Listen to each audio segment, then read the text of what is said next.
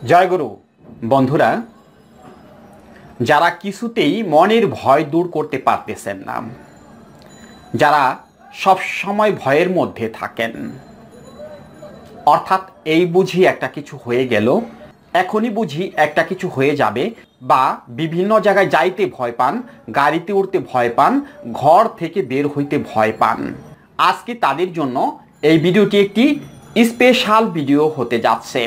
কেননা আজকের ভিডিওতে আমার জীবনে ঘটে যাওয়া দুটো বাস্তব ঘটনা আপনাদের কাছে শেয়ার করব।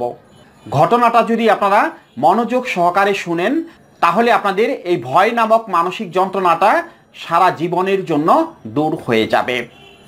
উইদাউট মেডিসিন, কোনো ওষুধপথ্য লাগবে না, তাবিজ কবজ গলায় ঝোলাতে হবে না, কোনো ডাক্তার কবিরাজের কাছে যেতে হবে না, আপনারা এমনিতেই সম্পূর্ণরূপে সুস্থ হয়ে যাবেন। শুধুমাত্র ভিডিওটি মনোযোগ সহকারে দেখতে থাকুন। বন্ধুরা, বেশ কিছুদিন আগে, অর্থাৎ গত 3 মাস আগে আমার মা মারা গেছে। এটা আমি অনেকের কাছেই শেয়ার করেছি, অর্থাৎ একটি ভিডিওতে আমি আমার মায়ের মৃত্যু সংবাদ শেয়ার করেছিলাম আপনাদের সাথে। এবার ঘটনাটা বলি।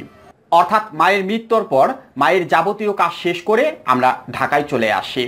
গত 15 দিন আগে আমি আবার গ্রামে যাই, অর্থাৎ আমাদের বাড়িতে যাই। বাড়িতে গিয়ে একটু মন খারাপ, অর্থাৎ কোনো কিছুই ভালো লাগতেছে না। যেহেতু মা নেই, সেই জন্য কোনো কিছুই ভালো লাগতেছে না। অর্থাৎ মায়ের শূন্যতা আমি হাড়ে হাড়ে টের পাচ্ছি। রাত্রিবেলাতে আমি যে ঘরে ঘুমোতে গেলাম, সেই ঘরটায় আমার মা থাকতেন। অর্থাৎ মা মৃত্যুর দিন পর্যন্ত ওই ঘরের মধ্যেই ছিলেন। আমি সেই ঘরে রাত্রি যাপন করতেছিলাম। হঠাৎ করে রাত 2টার দিকে আমার ঘুম ভেঙে যায়। আমি একটি সাউন্ড পাই, অর্থাৎ একটি শব্দ পাই। সেই শব্দটা কিসের? কান্নার শব্দ। অর্থাৎ আমি যে জায়গাটায় ঘুমিয়েছি, যে খাটে ঘুমিয়েছি, তার পাশে যে বেড়া, যেটাকে টিনের বেড়া বলে, সেই বেড়ার ওই পাশ থেকে আমি একটি কান্নার শব্দ শুনতে পাচ্ছিলাম। সেই কান্নার শব্দটি কার ছিল? আমার মায়ের ছিল। অর্থাৎ যখন আমার মা অসুস্থ ছিলেন, তখন তার পেটে ব্যথা ছিল, তার লিভারে সমস্যা ছিল, সেই কারণে তার পেটে ব্যথা ছিল। সেই পেটে ব্যথার জন্য মাঝে মধ্যেই চিৎকার করে কাঁদতো। ঠিক সেই কান্নার শব্দটি আমি সেদিন রাত্রে শুনতে পেয়েছিলাম। আমি বিছানায় উঠে বসলাম, মনটা হাহাকার করে উঠল। আমি জোরে ডাক দিলাম, মা তুমি কাঁদতেছ কেন? আমার তখন ওই রকম সেন্স ছিল না যে আমার মা পৃথিবীতে নেই, অর্থাৎ আমার মা মারা গেছেন, ওই রকম সেন্স আমার মধ্যে ছিল না। আমি মাকে ঠিক আগের মতোই ডাক দিলাম, মা তুমি কাঁদতেছ কেন? সাথে সাথে কান্নার আওয়াজটা বন্ধ হয়ে গেল। আমার মনের মধ্যে এক ধরনের ভয়ের সঞ্চার হলো। আবার শুয়ে পড়লাম, এপাশ ওপাশ করতে লাগলাম, আর ঘুম আসলো না। হঠাৎ করেই শেষ রাত্রের দিকে আবার সেই একই কান্নার শব্দ। আমি এবারও উঠে বসলাম, মামা বলে ডাক দিলাম। কোনো সাউন্ড, সারা শব্দ নেই। কিন্তু আমি যে কান্নার শব্দটি শুনতে পাচ্ছিলাম, সেটা আমার মায়ের কণ্ঠের কান্না। আমি ক্লিয়ার বুঝতে পারতেছিলাম। ঘটনাটা আমি কারো কাছেই শেয়ার করলাম না। বাড়িতে দাদা বৌদি আছে, আবার আমার সন্তান আছে, আমার স্ত্রী আছে। তারা যদি কখনো গ্রামে যায়, তাহলে তাদের কাছে যদি আবার এই ঘটনাটা কেউ শেয়ার করে, তাহলে তো তারা আর ওই ঘরে শুইতে যাবে না। সেই কারণে আমি ঘটনাটা কারো কাছে শেয়ার করলাম না। আমার পরের দিন ঢাকায় চলে আসার কথা, কিন্তু আমি আসলাম না। আমি বাড়িতেই থেকে গেলাম। সারাদিন ঘুরলাম, বন্ধুবান্ধবের সাথে আড্ডা দিলাম, কিন্তু মনটা ভীষণ খারাপ। ওই যে রাত্রের ঘটনাটা বারবারই আমার মনে পড়তেছে। আমি দ্বিতীয় দিনও সেই একই ঘরে শুইতে গেলাম। অর্থাৎ ইচ্ছে করেই আমি দ্বিতীয় দিন সেই একই ঘরে শুইতে গেলাম। রাত 12টা পর্যন্ত আমি জেগে রইলাম। না, আজকে কোনো সারা শব্দ আমি শুনতে পাচ্ছি না। কিন্তু রাত 3টার দিকে আমি ওয়াশরুমে যাওয়ার জন্য ঘর থেকে বের হলাম। অর্থাৎ আমাদের ঘর থেকে একটু দূরে ওয়াশরুম। আমি সেখানে যাওয়ার জন্য ঘর থেকে বের হলাম। বাইরে যথেষ্ট আলো আছে, অর্থাৎ ঘরের কোনায় বাল্ব লাগানো আছে, সেই জন্য যথেষ্ট আলোতে সব কিছু চকচক করতেছে। আমি যখন ওয়াশরুমে যাব তখন ওই সময় আমি একটি জিনিস দেখতে পেলাম, সেটি হলো আমাদের যে পাকা করা কলপারটা আছে সেই কলপারে দেখি আমার মা হাত ধুইতেছে ঠিক আগের মতো। অর্থাৎ বেঁচে থাকা অবস্থায় আমি মাকে যেভাবে দেখতাম, আমার মা কলপারে ঠিক ওরকম টুকটুক করে হাত ধুইতো, মুখ ধুইতো, বয়স্ক মানুষ, ঠিক ওই রকমভাবেই আমি আমার মাকে দেখতে পেলাম। একটু দূরত্ব আছে। মা মাথা নিচু করে হাত ধুইতেছে। আমি জোরে চিৎকার দিয়ে বললাম, মা তুমি কি করো?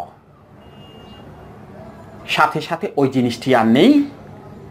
পাশের ঘর থেকে আমার দাদা বৌদি বের হয়ে আসছে। বের হয়ে এসে বলতেছে, তাপস কি হয়েছে ভাই? আমি বললাম, না কোনো কিছু হয়নি। আমার দাদা বলতেছে, আমি যে শুনলাম তুমি মা বলে ডাক দিলে। আমি বললাম, না এমনিতেই ভালো লাগতেছিল না তো, সেই জন্য হঠাৎ করে মুখ দিয়ে মার কথাটা বের হয়ে গেছে। তখন দাদা আমাকে বললো, তুমি কি ওয়াশরুমে যাবে? আমি বললাম, হ্যাঁ আমি ওয়াশরুমে যাব।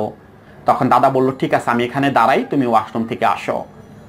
আমি ওয়াশরুম থেকে ফ্রেশ হয়ে এসে ঘরে ঢুকতে যাব, ঠিক ওই সময় আমার বড় বৌদি আমাকে জিজ্ঞেস করতেছে, তাপস তুমি কি কোনো কিছু দেখেছ? আমি বললাম, না বৌদি আমি কোনো কিছু দেখিনি। আমি আবার ঘরে গিয়ে শুয়ে পড়লাম, কিন্তু ঘুম আর হলো না। সারা রাত এপাশ ওপাশ করে বিষণ্ণ মনে তারপরের দিন সকালবেলায় আমি ঢাকায় চলে আসলাম। ঘটনাটা কারো কাছে শেয়ার করিনি। আমি ঘটনাটা বিশ্লেষণ করতে লাগলাম, কেন এরকম হলো, এর কারণটা কি। মনটা একটু খারাপ। ঢাকায় আসার পরে সবাই একটু জিজ্ঞেস করলো আমাকে কি হয়েছে। আমি কারো কাছে এই বিষয়টি শেয়ার করলাম না। আমি মনে মনে শুধু ভাবতে লাগলাম ঘটনাটা কি ছিল, কোন কারণে এই জিনিসটি হয়েছে। আমি বিশ্লেষণ করে যেটি পেলাম সেটি হলো, রাত্রিতে যে আমি আমার মায়ের কান্নার শব্দ শুনতে পেয়েছিলাম, ওটা ছিল আমার অবচেতন মনের কল্পনা। অর্থাৎ আমার মা বাঁচা থাকা অবস্থায় মাঝে মধ্যে মায়ের ওই রকম কান্না আমি শুনতে পেতাম। তখন আমার খুব কষ্ট হতো, মায়ের কান্না সহ্য করতে পারতাম না। আমার অবচেতন মনে সেই কষ্টটাই জমাট বেঁধেছিল। অর্থাৎ আমার নার্ভ দুর্বল হয়ে গিয়েছিল, আমি নার্ভাস হয়ে গিয়েছিলাম। সেই জন্যই ওই মায়ের খাটে শুইতে গিয়ে রাত্রিবেলা আমার কষ্টটা আমার অবচেতন মন আমার সামনে সাবমিট করেছে। অর্থাৎ আমি মায়ের কান্না শুনতে পেয়েছি। এটা ছিল প্রথম ঘটনার বিশ্লেষণ, অর্থাৎ লজিক বা যুক্তি। দ্বিতীয় ঘটনার বিশ্লেষণটা কি, অর্থাৎ আমি যে আমার মাকে স্বচক্ষে দেখলাম সেটার বিশ্লেষণ কি ছিল। সেটার বিশ্লেষণ ছিল, আমি আমার মাকে দেখিনি, অর্থাৎ ওটা ছিল আমার অবচেতন মনের কল্পনা। এর কারণ কি ছিল? এর কারণ ছিল, বাড়িতে যখন আমি গিয়েছি তখন স্বাভাবিকভাবেই আমার মনটা একটু খারাপ ছিল। সেটা কিসের কারণে? মনে মনে ভেবেছিলাম মা থাকলে আজকে আমার জন্য কত কিছু করতো, আমার জন্য এটা করতো সেটা করতো, এই রকম ভাবতেছিলাম। এবং বাড়িতে দাদা বৌদি ছিল, তারাও আমার জন্য যথেষ্ট করেছে, কিন্তু মায়ের অভাবটা আমি হাড়ে হাড়ে ফিল করেছিলাম। সেই জন্য আমার অবচেতন মনে আমি আমার মাকে কল্পনা করেছিলাম। আমার কল্পনায় অর্থাৎ আমার অবচেতন মন সেই মাকেই আমার সামনে তুলে ধরেছেন, অর্থাৎ আমার মাকে সাবমিট করেছেন। ওটা ছিল আমার অবচেতন মনের কল্পনা। অর্থাৎ মায়ের ভালোবাসাটা আমি খুব বেশি ফিল করতেছিলাম। মা হারানোর যন্ত্রণা আমি দারুণভাবে ফিল করতেছিলাম। সেই জন্যই আমার অবচেতন মন আমার সামনে আমার মাকে উপস্থাপন করেছে। এটাই ছিল সত্যি কথা, এটাই ছিল সঠিক যুক্তি।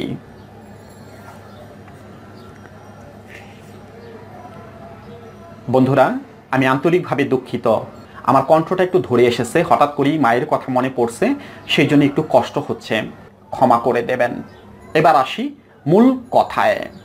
অর্থাৎ এই যে দুটোর বিশ্লেষণ আমি করে দিলাম, কেন আমার মধ্যে ভয় কাজ করছিল, কিসের জন্য কাজ করছিল, এই দুটোর বিশ্লেষণ যে আমি করলাম, এখানে সঠিক লজিক বা সঠিক যুক্তিটা কি ছিল?